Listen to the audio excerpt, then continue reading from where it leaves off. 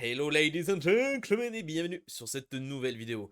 Aujourd'hui, vous avez été beaucoup à me le demander en live sur Twitch, donc je vous mets le lien en description si jamais vous voulez nous rejoindre. Mais elle me demandait du coup comment on jouait à Lorcana lorsqu'on a fait notre petite séance sur l'émulateur qui est juste derrière nous, là-bas, qui s'appelle Pixelborn.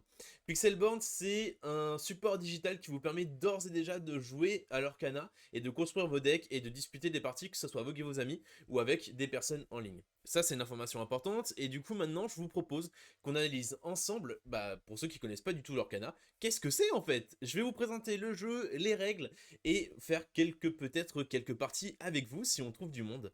En tout cas, j'espère que cette vidéo va vous plaire, et on part directement dans le vif du sujet. Tout d'abord, qu'est-ce que l'Orcana? L'Orcana, c'est un jeu qui va vous permettre d'incarner un illumineur qui va utiliser de l'encre magique afin de donner vie à des personnages de la licence Disney, les Glimmers, si je le dis correctement. Ces Glimmers, c'est donc des personnages qui seront tirés des licences Disney. A noter que dans Disney, c'est très vaste, puisqu'on a des licences comme Star Wars, Marvel, Pixar, si je dis pas de bêtises, et que le jeu actuellement se projette sur le long terme puisqu'ils sont déjà en préparation de la 7ème extension. Ce qui est assez vénère comme information. Si le jeu fonctionne bien, je pense que c'est un jeu physique qui va être là pendant très longtemps et personnellement je mise dessus pour vraiment faire en sorte que dans 30 ans on parle encore de l'Orcana parce que l'Orcana a beaucoup de choses à apporter sur le format physique des jeux de cartes. Alors qu'est-ce que c'est que le but du jeu? Le but du jeu c'est de récolter ce qu'on appelle les éclats de l'or. Le lore en anglais, c'est l'histoire du coup en français. Donc là, ils ont utilisé le terme anglais et on parlera bien du coup d'éclat de l'or. À partir de là, cet éclat de l'or, il faut qu'on en collecte combien? Il faut qu'on en collecte 20 pour pouvoir gagner la partie. Comment on les collecte? Eh ben avec les glimmers. Les glimmers vont pouvoir faire cette action de partir à l'aventure pour nous rapporter des éclats de l'or et donc faire monter la balance pour gagner la partie. Actuellement dans l'Orcana, il y a 4 types de cartes que je vais vous présenter dès maintenant. Pour commencer, on a nos cartes personnages, les fameux Glimmers, qui nous permettront de soit défier d'autres personnages, soit partir à l'aventure pour nous rapporter des petits éclats de l'or. La notion d'éclat de l'or, elle est représentée sur la carte juste ici. C'est le petit symbole là, donc si par exemple je partais à l'aventure avec Flounder, qui est du coup là actuellement sur le jeu une carte anglaise, mais si du coup on partait à l'aventure avec Flounder, et ben ça me rapporterait un éclat de l'or. Après nous avons les cartes objets, et là par exemple c'est une sorte de panier de noix de coco. Ces cartes objets sont très intéressantes, elles vont rester en jeu et nous apporter un soutien tout au long de la partie. On a ensuite les cartes actions avec une de mes favorites, le Develop Your Brain, qui est littéralement une option pour les fans de Magic. Et du coup, comment ça fonctionne quand on va jouer une carte action? Et ben on va jouer la carte action, lire son effet et l'appliquer, et ensuite l'envoyer dans la zone de défausse directement. Elle n'aura pas un impact aussi important que les Glimlers ou les cartes objets qui eux resteront sur le board. Par contre, leurs effets vont pouvoir vous aider à vous développer, à essayer de peut-être contrecarrer un peu les plans adverses ou plein d'autres stratégies. Et pour terminer, nous avons à nouveau une carte action, mais ce n'est pas une simple action, c'est une chanson. Et nous avons libéré, délivré. Et nous avons donc libéré et délivré, qui se retrouve juste en face de nous. Et cette carte, c'est une carte action chanson avec une particularité assez importante, puisque soit vous pouvez jouer la carte pour son coup qui est en haut à gauche, donc là ça serait 5 ressources, soit on peut la jouer en demandant à un de nos personnages de s'incliner, on verra ça un peu plus tard dans la vidéo, mais du coup de s'incliner pour pouvoir la chanter et la jouer gratuitement. C'est pas n'importe quel personnage qui peuvent chanter, en l'occurrence libérer, délivrer, puisque là il nous faudra un personnage qui a un coût de 5 ou plus. Je vous propose maintenant qu'on s'intéresse à toutes les informations qu'on peut avoir sur une carte. On va commencer avec le coin supérieur gauche où on peut voir deux informations. La première c'est le coût d'encre de la carte, donc combien d'encre on va devoir dépenser pour pouvoir jouer cette carte. Et l'autre c'est l'icône d'encre. En fait le petit cercle qu'il y a autour de la carte, c'est une information extrêmement importante puisqu'elle va indiquer si oui ou non on peut utiliser la carte pour comme ressource. En fait on va le voir un peu plus tard dans la vidéo, mais c'est une partie importante du gameplay et si la carte possède cette icône là, vous allez pouvoir l'utiliser comme ressource pour vous développer et du coup jouer vos cartes. Certaines cartes comme le feu du dragon n'ont pas cette icône là et ne pourront donc pas être utilisées comme ressource, ça va être très important.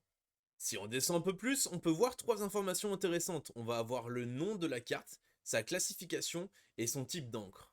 Alors le nom c'est assez évident mais c'est une information qui indique votre personnage et juste en dessous on a la classification et ça c'est important. Puisque dans l'Orcana on peut avoir jusqu'à 4 exemplaires de la même carte. Mais il y a plusieurs versions des personnages. Par exemple on a Aladdin ici qui est un bandit héroïque. Et ensuite, on a un autre Aladdin, qui est du coup un Aladdin vert, que j'aurai peut-être l'occasion de vous montrer un peu plus tard dans la vidéo, mais qui lui est un autre type d'Aladin. Ce qui fait que je peux jouer 4 Aladdin version 1 et je peux jouer 4 Aladdin version 2. Et du coup, dans l'imaginaire, un jour, je pourrais me retrouver avec un deck full d'Aladdin, mais avec des versions différentes. Et enfin, on a le petit symbole juste en dessous qui est l'encre.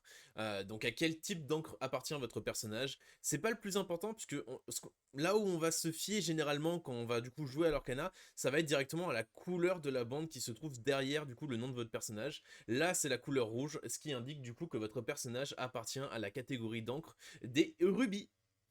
Dans l'Orcana, vos cartes vont pouvoir réaliser certaines actions grâce à leur pouvoir. C'est un terme spécifique en fonction de la carte. On parlera d'effet lorsqu'on va appliquer le pouvoir d'une carte action, ou de capacité quand on activera le pouvoir d'une carte objet ou personnage.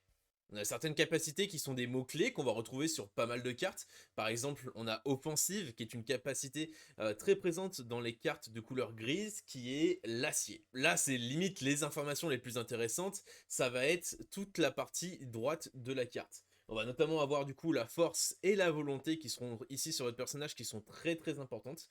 Puisque la force, c'est combien de dégâts va infliger votre personnage lorsqu'il va défier un autre personnage ou se faire défier. Et la volonté, c'est combien de dégâts il va pouvoir subir ou supporter avant d'être défaussé. Et ensuite, on a en bas, du coup, la valeur de l'or. Comme je vous l'ai dit au début de vidéo, le but du jeu, c'est de récupérer des éclats de l'or que vos personnages pourront vous donner afin d'augmenter vos points et atteindre 20 points pour gagner la partie. Et pour terminer, je vais vous présenter rapidement du coup avec les petits logos les différentes cartes de rareté qu'on possède dans le jeu. Donc on a Aurore qui possède une sorte de sphère grise qui est l'équivalent de la rareté commune. On a une autre version de Aurore qui elle est un grimoire ouvert un peu argenté qui du coup sera la rareté inhabituelle pour reprendre les bons termes. Ensuite on va avoir Maurice qui lui a un triangle un peu goldé, une sorte de ouais or voire orange qui concernera du coup la rareté rare. On a pour terminer deux autres cartes, on a notamment du coup une autre version d'Aurore, encore une fois, pour la rareté très très rare. Et ensuite on a la rareté légendaire avec Maléfique et sa sorte de sphère ou hexagone doré. Voilà. Maintenant que vous en savez beaucoup plus sur les cartes et l'univers de l'Orcana, je vous propose qu'on parte dans la partie gameplay et notamment comment tout cela fonctionne. Tout d'abord, pour créer votre deck, vous devrez mélanger un maximum de deux couleurs. Vous pouvez soit faire un deck monocolore, donc avec une seule couleur d'encre, soit un deck bicolore et du coup avec deux couleurs d'encre. Votre deck devra être composé au minimum de 60 cartes et il n'y a pas de limite de cartes que vous pouvez avoir dans un deck. Vous pouvez très bien faire un deck de 1000 cartes, c'est un truc que je déconseille de ouf, mais vous pouvez arriver un jour face à un adversaire en face de vous avec 1000 cartes. Ça va être chaud et ça sera potentiellement pas réalisable si je dis pas de bêtises avec la première extension, mais c'est une possibilité. Une fois que vous avez construit votre deck, et ben vous allez tout simplement pouvoir commencer à faire votre première partie. Lorsque vous allez faire votre première partie, vous allez affronter quelqu'un en face de vous, et vous allez commencer par une action que tous les joueurs de jeux de cartes font, mélanger votre deck.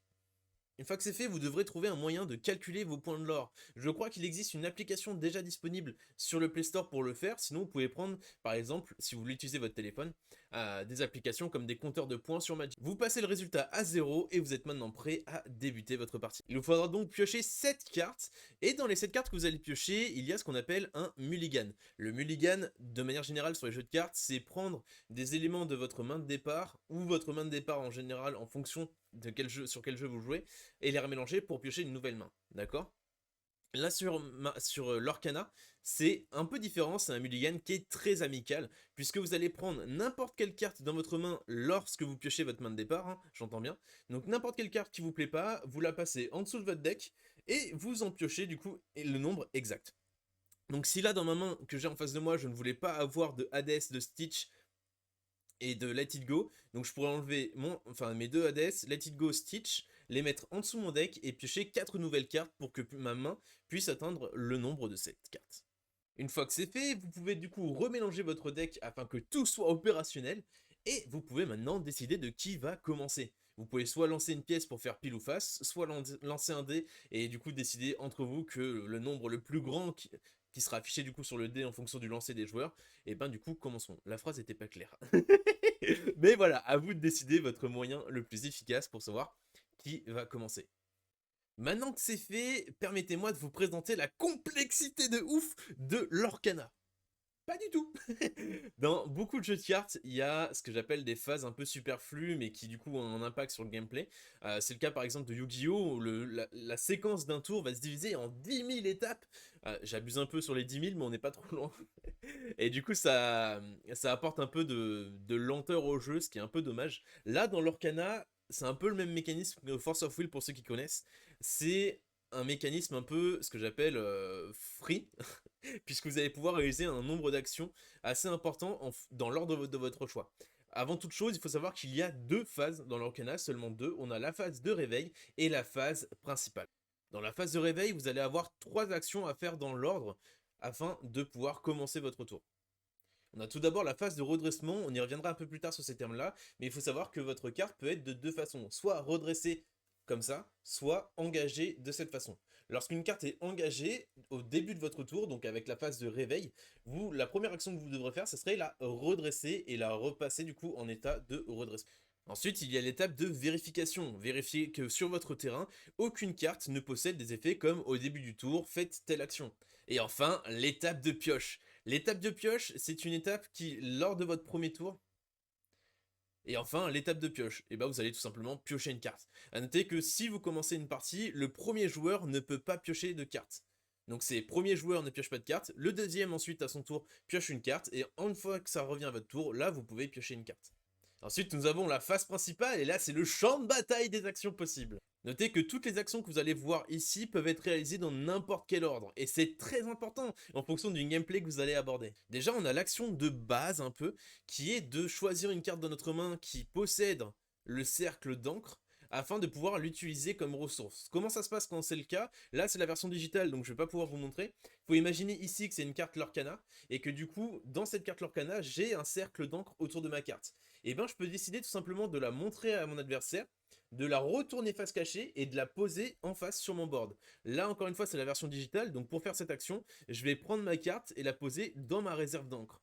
Et maintenant j'ai donc une encre de disponible que je peux utiliser et qui sera là de manière permanente. Lorsque vous jouerez en format physique, il faudra bien essayer de départager la zone d'encre sur votre terrain et de vos zones de jeu, parce que ça aura plus d'impact pour vous visuellement et ça sera plus simple à suivre. Cette encre, je peux du coup directement l'utiliser. Donc pour l'utiliser, il faudra que je la passe de l'état de redressement à l'état d'engagement. Et donc j'aurai utilisé une ressource comme ça que je peux jouer pour n'importe quelle carte. Là, je vais le mettre en action puisque je vais pouvoir justement utiliser mon autre possibilité d'action durant mon tour, jouer une carte. Donc je vais gaspiller ma ressource d'encre ici. Donc là, on rappelle, hein, sur le format physique, c'est engagé. Parce que du coup, cette ressource, vous la conservez tout au long de la partie. Et je peux invoquer mon Stitch. Donc là, vous le voyez, c'est une information qui est très importante puisque dans l'Orcana, lorsque vous allez jouer une carte, vous allez utiliser de l'encre pour pouvoir la jouer et la dessiner. Et lorsque vous jouez votre carte, du coup un personnage dès le premier tour, votre personnage a besoin de sécher, puisque du coup en fait il vient juste d'être créé. Donc il ne pourra pas faire d'action le premier tour que vous allez jouer. Il faudra attendre un tour complet avant de pouvoir faire plein d'actions sympas avec votre personnage. Dans ces actions possibles à faire avec notre personnage, on a quoi? On a du coup trois types d'actions. La première, ça va être de partir à l'aventure, donc de l'engager comme ceci pour récolter l'éclat de l'or disponible sur mon personnage. Là, Stitch en a un, donc du coup je pars à l'aventure et je récupère un point de l'or. Je pourrais aussi du coup l'engager dans la même optique que ici pour aller défier un autre personnage qui serait engagé, on y reviendra un peu plus tard. Ou alors je peux faire la troisième option qui est de faire une chanson ou d'utiliser du coup une compétence d'une carte qui nécessite qu'un de mes personnages soit engagé. Là, il faudra bien sûr, bien entendu, comme le mal d'invocation, comme on a précisé avant, attendre un tour avant de faire toutes ces actions. Mais une fois que votre personnage est disponible, il est disponible pour toutes ces actions. Et globalement, on pense au niveau des cartes qui nécessitent qu'une autre carte soit engagée, on a notamment les chansons. Si Stitch avait un coup dans sa carte qui était supérieur ici, enfin dans le coin supérieur gauche ici, avec un coup qui avait 5 ou plus, et ben j'aurais pu l'engager pour chanter Let It Go. Ça, c'est les actions qu'on peut faire du coup avec un personnage, et à côté de ça, on peut du coup utiliser des actions d'objets ou des cartes actions tout simplement, pour faire leur effet et avancer dans la partie. Et ça, on rappelle, il n'y a pas d'ordre précis, vous pouvez le faire exactement comme vous le souhaitez. Donc maintenant qu'on a vu tout ce qu'on pouvait faire durant un tour, il y a des petites précisions à apporter notamment sur une action et c'est le défi. Alors comment fonctionne le défi et quel est l'intérêt? Il faut savoir que dans l'Orcana, pour du coup partir à l'aventure, vous allez avoir besoin d'engager votre personnage. En engageant un personnage, que ce soit pour partir à l'aventure, défier un autre personnage ou utiliser les effets d'une carte, et ben ça va le rendre vulnérable. Il va donc pouvoir être ciblé par un personnage adverse pour effectuer un défi. Comment fonctionnent les défis? Eh ben c'est assez simple. Je vous ai présenté tout à l'heure du coup la valeur de force et la valeur de volonté de votre carte. Il faut savoir que lorsqu'un défi va avoir lieu, les personnages vont s'infliger leurs dégâts mutuellement. Donc si par exemple je défie Stitch et que je défie, on va prendre Cruella. Et ben Cruella du coup m'infligerait 1 point de dégâts sur mon Stitch et moi j'infligerai 2 points de dégâts à Cruella. Les points de dégâts sont permanents, vous aurez donc besoin de compteurs pour les mettre sur votre petite carte. Je pense utiliser des dés, c'est sympa. Et du coup ça indique la volonté restante à votre personnage entre guillemets, puisque du coup si je mets 2 marqueurs de dégâts à Cruella, je sais qu'il lui restera 1 de volonté et qu'il me suffira encore une fois de lui faire 1 point de dégâts pour la mettre KO. Pour les défis, il y a une option intéressante à présenter, c'est que si par exemple, imaginons que là, le Stitch était dans le coin adverse et qu'il était du coup engagé. Et si moi je veux défier son Stitch, et ben je devrais engager le mien et du coup engager le combat contre son Stitch. Donc ça veut dire que si je vais défier le Stitch, et ben je vais essayer de récupérer sa carte, mais ça va aussi rendre la mienne vulnérable. Donc il faudra faire attention un peu à cette option-là. Et je pense que ça peut être très intéressant de s'y pencher un peu plus tard dans d'autres vidéos, puisque c'est une mécanique très importante et c'est un peu le cœur de l'action du jeu. Donc on rappelle, chose très importante, on ne peut pas défier un personnage qui est du coup redressé. Il y a plein de petites subtilités sur le jeu, comme des mots-clés que possède par exemple Aladdin, donc c'est Ward qui lui permet d'éviter d'être ciblé par des capacités adverses. On a Mickey qui a évasive. Évasive c'est quoi? Ça veut dire que Mickey peut s'engager et peut être défié en fait que par des personnages qui ont évasive. Et ça c'est très très fort comme capacité. On a d'autres trucs comme par exemple Dernier Souffle, ce genre de choses que je vous laisserai découvrir au fur et à mesure de votre découverte de l'Arcana. L'Arcana, c'est un jeu qui de base a été pensé pour jouer en 1v1, mais là où c'est intéressant, c'est que vous pouvez jouer à 3, 4, 5, plus en fonction du nombre. Après, ça va juste allonger votre durée de partie. Il y a une petite particularité si jamais vous décidez de jouer comme ça, c'est qu'une fois qu'un joueur a terminé son tour, c'est au joueur à sa gauche de prendre la relève. Maintenant que c'est dit, vous vous posez sûrement la question de ouais, c'est cool, mais comment je construis un deck? Eh ben, il y a deux grandes méthodes entre guillemets pour construire un deck. Soit vous allez vous inspirer, soit vous allez le construire vous-même. Dans le côté inspiration, je vous prépare une vidéo pour présenter la liste de tous les produits Lorcana et notamment les decks préconstruits et vous diriger vers ceux qui me sembleraient les plus intéressants lorsqu'on aura un peu plus d'infos sur cela. Là, je vous présente aujourd'hui la deuxième méthode, c'est-à-dire du coup construire son deck soi-même à partir de zéro. Pour construire votre deck, trois grandes règles. La première, utilisez un mélange de deux couleurs maximum. Soit vous allez utiliser une couleur d'encre, soit deux couleurs d'encre, mais pas plus. La deuxième, votre deck doit contenir au minimum 60 cartes. Et la dernière, votre deck peut contenir 4 versions identiques d'une carte.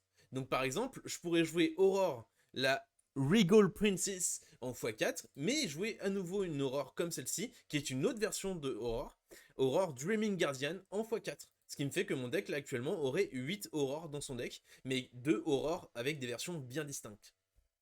Maintenant qu'on a ces infos, la question est la suivante, c'est toujours comment construire un deck.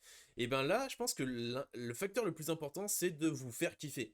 La première chose à faire, si vous n'êtes pas habitué avec les jeux de cartes, c'est vous rediriger vers les decks préconstruits, ou alors aller dans les boutiques. Par exemple, dans ma boutique locale qui s'appelle Mister Joe, on a imprimé du coup des proxys de decks, et j'ai travaillé sur 4 types de decks bien distincts, que vous allez retrouver, alors je sais pas si ça sera aujourd'hui dans cette vidéo, mais je vous prépare une vidéo où justement on présentera les produits et je vous mettrai du coup à l'intérieur la liste des decks proxy que j'ai fait pour ma boutique qui vous permettront du coup de juste les imprimer et de pouvoir commencer un peu à jouer avec des decks qui selon moi sont assez équilibrés. J'ai eu l'expérience de la chance de pouvoir jouer avec d'autres personnes et du coup je trouve qu'ils sont assez équilibrés, donc je vous les mettrai en description et vous aurez juste à les télécharger et à les imprimer pour pouvoir jouer. Les decks imprimés vous permettront de découvrir plusieurs optiques de jeu. On a du coup un deck qui est thématique, donc thématique sur princesse, thématique du coup sur vilain, ou thématique encore une fois sur Captain Crochet. Ça c'est les trois decks thématiques, ou alors sur un style de jeu bien particulier. Le quatrième deck, le deck un peu le plus chaud à jouer, c'est le deck ramp. Le deck ramp, on a eu l'occasion de le faire en live et de le jouer en live hier. Vous avez peut-être le replay qui est disponible sur Twitch, le lien est en description, vous avez juste à cliquer dessus et vous aurez du coup accès à la VOD. À partir de là, on a ces deux facteurs principaux qui sont très intéressants, soit un deck thématique, soit un deck spécifique à un game. La partie gameplay, il vous faudra un peu d'expérience de jeu, ce qui est normal. Donc là, aujourd'hui, on va se focus sur la partie thématique. Et un de mes decks qui je pense va être le premier deck que je vais jouer, ça va être un deck Capitaine Crochet. Déjà pourquoi? Parce qu'il y a les sleeves et la deckbox. La deckbox c'est la boîte de rangement, les sleeves c'est les protège-cartes thématiques au Capitaine Crochet. Je suis juste un peu dégoûté qu'il n'y ait pas le playmat Capitaine. Mais Capitaine Crochet sera donc un de mes premiers decks avec un autre deck thématique qui sera du coup le deck Mousquetaire. Voir le deck balai, il y a plein de decks à faire. Donc je vous propose qu'on embarque littéralement ensemble dans cette aventure de deck building. Je veux donc centrer mon expérience de jeu et mon deck autour de Capitaine Crochet. Donc je vais notamment voir ce que fait la carte et comment essayer de deck builder un peu autour. Capitaine Crochet c'est une carte qui a 4 de ressources, qui a 3 de volonté, enfin 3 de force et 4 de volonté, et qui a un certain pouvoir quand il arrive en jeu. Son pouvoir c'est quoi? C'est lorsque je vais jouer ce personnage, et ben je peux retourner une carte action dans ma pile de défausse qui se nomme Fire the Cannon directement dans ma main. Et ça, c'est très fort. Fire the Cannon, ça fait quoi? Pour 1, c'est une carte qui va infliger 2 points de dégâts au personnage choisi. Là, encore une fois, c'est très très fort. Donc du coup, je vais mettre mon Capitaine Crochet, qui est ma carte un peu thématique sur laquelle je veux jouer, et je vais aller chercher du coup son autre carte, qui est du coup le Fire the Cannon, qui est juste ici. Donc là, j'ai déjà mes deux cartes un peu thématiques autour du deck. Vu que je joue Capitaine Crochet, on a vu qu'on avait cette première version, et il y a l'autre version qui est ici, le Captain Hook, qui fait que pour 1, ça a une 1-2 qui en plus ça a l'effet Challenger. Challenger c'est quoi? C'est lorsque je vais défier moi-même un personnage adverse, et ben mon personnage qui a Challenger va gagner un certain bonus de puissance. En l'occurrence pour Captain Crochet c'est un +2. Donc si je vais défier un personnage avec Captain Crochet c'est une 3-2. Et c'est tellement fort! Non, c'est vraiment balèze. Donc du coup ça je vais le mettre en x4 parce que c'est une très bonne carte. À côté de ça je vais regarder si j'ai pas d'autres cartes qui fonctionnent en fait avec mon deck. Là dans mon deck, il me faut quoi? Il me faudrait potentiellement un moteur de pioche pour avoir les Fire the Cannon très rapidement. Et potentiellement aussi d'autres cartes avec offensive et peut-être des cartes qui permettraient de faciliter mes défis en fait, puisque je vais jouer énormément sur offensive. Et ben dans cette optique là, je vais mettre du coup le Prince Eric, qui est une 2-1-3 et qui a Challenger 2. Ce qui fait que sur la théorie, quand il va défier notre personnage, ça va être une 3-3 et c'est un body qui est vraiment vénère pour 2. Donc là, je le mets là-dedans, parfait. Ensuite, je vais chercher... Alors, là, c'est moi qui ai fait une mauvaise manip, mais globalement, ici, c'est censé être la fée clochette. C'est une carte qui a 3 de force, 3 de coups, 2 de force et 4 de volonté. C'est une carte qui a un body très sympa déjà. Et elle a une capacité qui fait qu'on peut l'engager pour piocher une carte et ensuite défausser une carte. Et ça marche en combo super bien en fait avec Captain Crochet.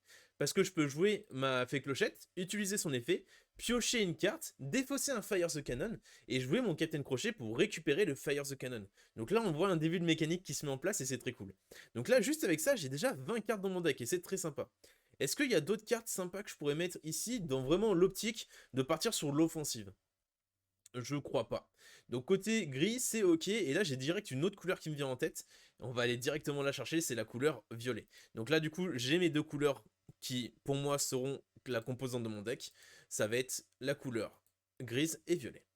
Donc dans la couleur grise et violet, toujours dans la mécanique actuelle, hein, dans ma logique de deck, c'est d'aller chercher des cartes qui vont me permettre d'aller défier des créatures adverses, ou de piocher, ou de jouer sur l'offensive.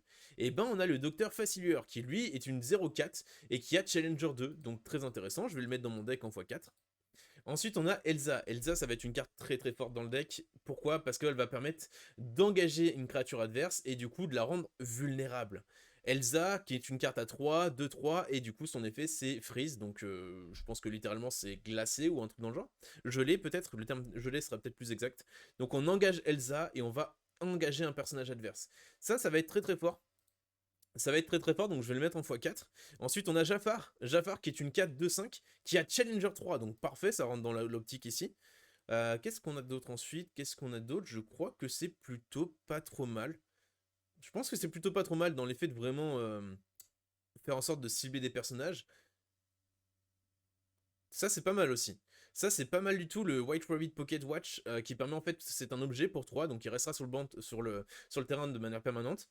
Et je pourrais l'engager, payer 1 de ressources, et choisir un personnage qui gagnera Rush. Et Rush, ça me permet de challenger une créature adverse, enfin un personnage adverse, le tour où ils sont joués. Donc on n'a plus cette problématique de mal d'invocation, au moins pour cibler une créature et faire un défi, faire un challenge. Donc ça, je pense que je peux le mettre en x2 en carte situationnelle, on verra un peu après. Et l'autre carte très importante dans la couleur violette, et c'est pour ça que pour moi la couleur violette est un peu au-dessus, c'est le Friend on the Other Side, qui en fait est une chanson. Donc soit on peut épuiser un personnage qui coûte 3 pour pouvoir chanter la chanson, soit on peut la jouer pour 3 et ça nous permet de piocher 2 cartes. Dans notre deck, on veut piocher des cartes, donc on va le mettre en x4. Là, j'ai une autre idée qui me vient en tête, c'est la mécanique rempart. La mécanique rempart, elle est très intéressante, et Hercule la possède justement. Je crois que je l'ai intégré dans le deck. Hop, je vais d'abord vous le montrer. Hercule, c'est une carte pour 3 qui est une 3-3, et qui a du coup Bodyguard. Bodyguard, je crois que c'est rempart du coup en français, je crois que c'est comme ça que ça s'appelle. Et comment ça fonctionne? Et ben, il faut savoir que les cartes avec rempart ont une capacité propre, c'est lorsque vous allez les jouer, vous allez directement pouvoir les jouer engagées. Engagées, on rappelle, redresser, engagé. Et lorsqu'une carte rempart est engagée, et ben l'adversaire, lorsqu'il va vouloir défier un de vos personnages, et ben il devra d'abord défier les personnages remparts. C'est-à-dire que si du coup mon rempart est assez vénère, et ben du coup ça va protéger toutes mes autres cartes engagées. Et ça c'est très très fort, parce que ça va permettre dans l'optique de protéger par exemple la fée clochette, qui sera une carte importante à protéger, Elsa aussi qui sera une carte super importante à protéger, et du coup dans cette optique là, rempart ça va être très très fort. Donc on va mettre Hercule x4, et là je l'ai ajouté dans le deck, mais c'est un peu mon péché mignon, je suis pas sûr que ça soit très très, très très avantageux de faire ça, mais on a Mickey Mouse. Mickey Mouse qui a aussi rempart, et qui a 6 en fait de coups, donc c'est une carte assez chère, mais on pourra aussi l'utiliser comme ressource d'encre, pour éviter de gaspiller nos cartes un peu, nos cartes de début de partie. Donc très important de aussi conserver cette notion de ressources d'encre, et d'inclure des cartes à coût un peu plus élevé pour justement les utiliser uniquement en termes de ressources, ou alors dans des cartes un peu situationnelles en fin de partie, qui pourraient être intéressantes.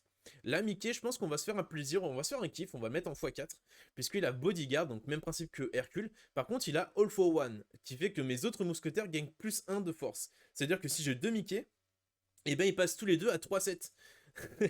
Ce qui est plutôt sympa. Si j'en ai 3, ça passe à 4-7, etc. Déjà 2-7, c'est un body qui est vraiment intéressant. Donc on peut se permettre de le mettre en x4. Là je le mets en x4, c'est un peu de l'exagération, puisque du coup on a besoin de compléter notre deck, on le verra un peu plus tard.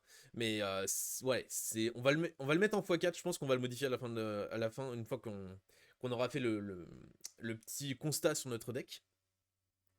Donc là, c'est plutôt pas mal. On a aussi le Magic Mirror qui du coup était aussi un objet pour 2 qui permet de s'engager, et pour 4 me ferait piocher une carte. Et ben dans l'optique, je crois qu'en gris, on a une carte qui est très intéressante là-dessus aussi.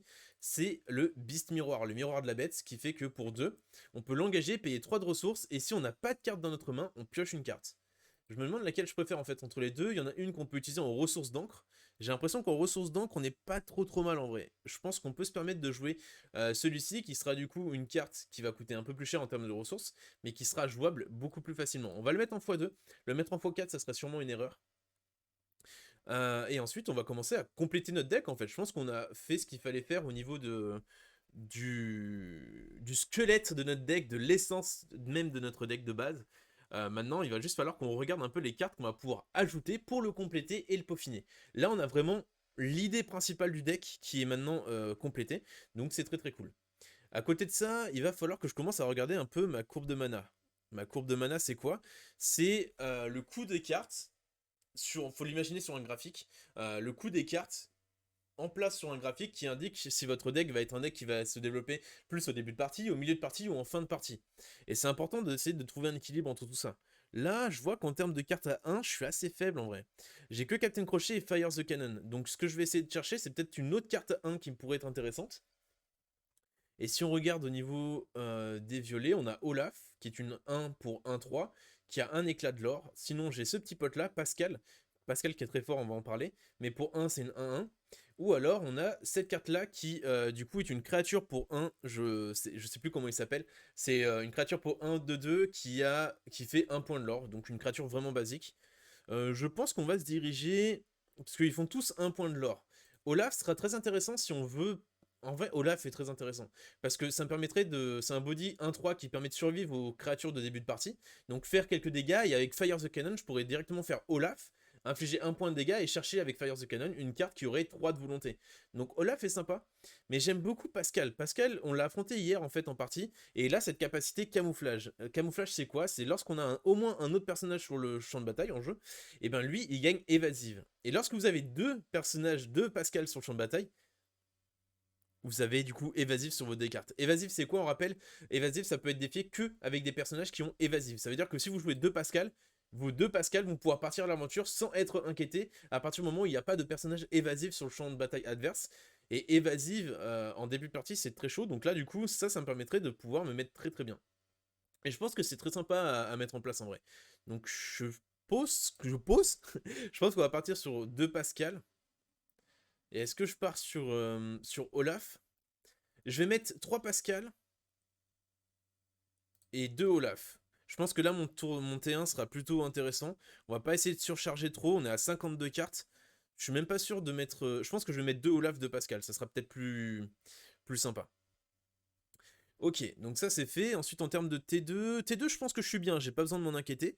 T3, pareil. Les T3, je suis très chargé, donc c'est parfait. T4, c'est pas mal. Et T5, T6, on n'en a pas forcément besoin. Maintenant, on va juste regarder les cartes qu'on voudrait inclure dans notre deck, qui nous semblent pertinentes à intégrer. Les balais, non. Maléfique, elle apporte 2 points de l'or, mais ici, ça sera trop faible. Par contre, on a la deuxième Maléfique, qui pour 3 est une 2-2, qui permet de piocher une carte. La pioche dans le jeu est très très forte, donc on pourrait se permettre de jouer Maléfique. J'ai peur qu'elle soit un peu trop chargée, mais on va la mettre en x4, on verra après si on doit faire des modifications. La Wardrop très très forte, parce que du coup pour 3 on a une 3-4, donc le body est très intéressant. Ensuite on a la Beast. Beast, est-ce que c'est sympa la bête? C'est une 4-4 qui fait 2 points de l'or. Et lorsqu'on va la jouer, on peut bannir un item, donc un objet. Je suis pas sûr que ce soit intéressant pour le moment. Bah on a Christophe. Christophe, ça va être une carte très très forte. Hein. Pour 3, c'est une 3-3 qui fait 2 éclats de l'or. Très intéressant. Bah je pense qu'on va jouer Christophe. On va jouer Christophe en x4. Peut-être pas en x4, parce qu'on est un peu chargé en termes de T3. On va l'enlever, on va le mettre en x2. Par contre, je pense qu'on va rajouter Smash en x3, qui est un anti-blast, enfin qui est un anti-bet, donc pour 3, on va filer 3 points de dégâts à un personnage, et du coup ça me permet avec Fire the Cannon de pouvoir aller chercher un personnage à 5. Est-ce que je mettrais pas même du coup 3 Smash? Enfin 4 Smash du coup? Je pense que je vais mettre 4 Smash. Je vais enlever du coup les Mickey, hein, dont je vous disais tout à l'heure, qui alourdissent mon jeu. Je vais en mettre que 2, je vais rajouter un Smash, et j'ai vu qu'on avait notamment un Hercule en moins, donc je vais rajouter un Hercule. Et je pense que notre deck est bien. Je pense que notre deck est terminé. On pourrait intégrer aussi Isma qui est très intéressante parce que lorsqu'elle va partir à l'aventure, on peut regarder la carte du dessus de notre deck et soit la mettre au-dessus, soit la mettre en dessous. Et en fait ça c'est très intéressant parce que ça permettrait d'aller chercher les Fire the Cannon plus rapidement. Donc ça serait une option qu'on pourrait rajouter, c'est une 2-2. Pour 2, est-ce que j'ai de la place? Est-ce que j'ai de la place? J'ai le Magic Miroir, le Docteur Falcier, Pascal, Olaf.